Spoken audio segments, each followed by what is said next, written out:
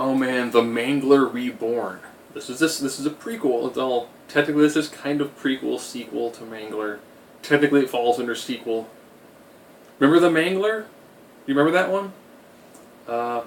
Toby Hopper or Toby Hooper, depending on, or Tobe Hooper, depending on who you're talking to,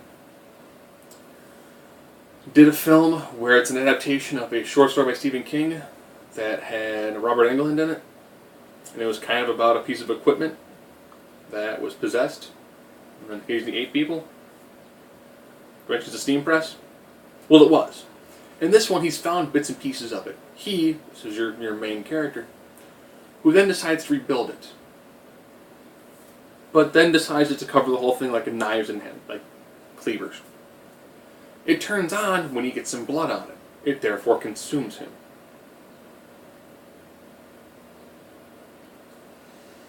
This is like the first couple minutes of the film. This is, if you read the synopsis on the jacket from Netflix, this is what it's telling you.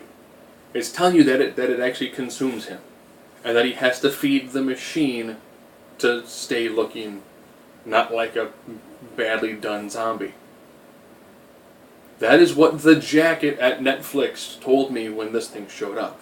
I'm not considering that a spoiler by any stretch of the imagination. I was not a fan of the first Mangler. I thought it had its moments, but all in all, it just felt like a very, very dry story. This one,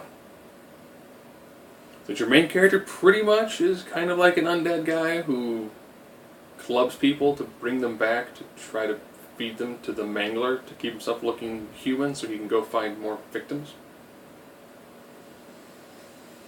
Yeah, not really good at all.